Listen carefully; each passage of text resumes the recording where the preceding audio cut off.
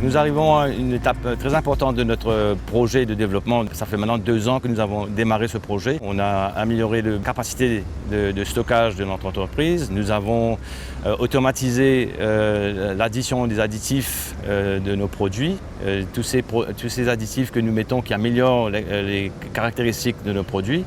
Et nous avons maintenant attaqué la partie d'automatisation, de l'ensacheuse et de la palettisation. La vision derrière ce projet, c'est vraiment d'être capable de satisfaire le marché à l'île Maurice dans les années à venir, parce que nous pensons qu'il y a un gros potentiel de développement dans ces produits et aussi de satisfaire le marché régional. Afin de réduire les perturbations, l'anticipation s'est imposée dans tous les domaines, à commencer par les ventes. Avec ce changement d'équipement, il fallait qu'on puisse fournir le marché. C'est les contracteurs, les individuels, les quincailleries, mais aussi certains distributeurs pour des produits spécifiques. Or, pendant le changement d'équipement, il n'y avait pas de production. Donc, en amont, il fallait qu'on fasse une planification de chaque segment de clients, leur demande pour cette période-là, et à partir de là, de faire un stockage en amont, stockage et production en amont, pour qu'on puisse venir avec, pendant ce changement, livrer les clients en question. Des produits de plus en plus demandés pour améliorer la productivité sur les chantiers, c'est pourquoi la nécessité d'augmenter les capacités de production a été envisagée depuis plusieurs années. On savait qu'on allait arriver au top de notre capacité de production.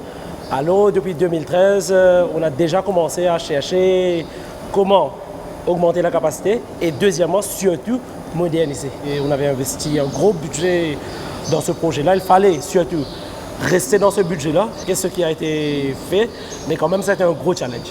On a 4 équipements qu'il fallait accorder ensemble. Il y avait les 3 fournisseurs en même temps. De les ramener sur la même plateforme, alors ça a été un sacré challenge.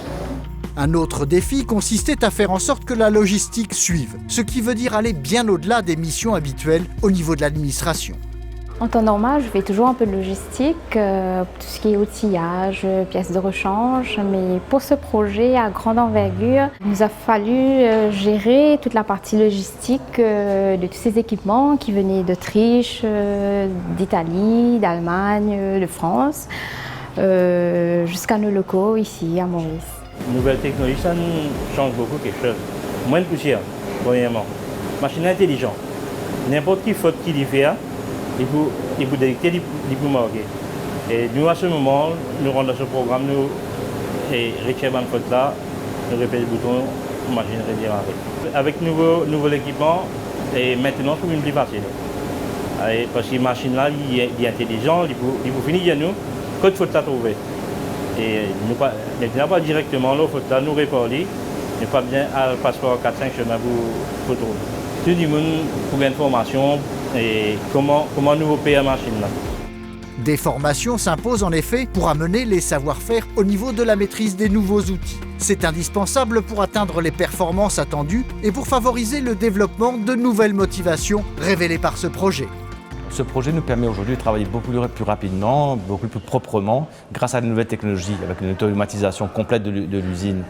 Mais on a aussi remarqué aujourd'hui que nos équipes s'adaptent. On a aussi vu la volonté de travailler pour réussir ce projet en aidant les ingénieurs qui étaient présents. Et ils nous ont dit eux-mêmes, ils ont été bluffés parce qu'ils ont installé les équipements en un temps record. Bien plus qu'un nouveau départ, c'est donc bel et bien une nouvelle jeunesse que s'offre Dry Mix pour ses 20 ans.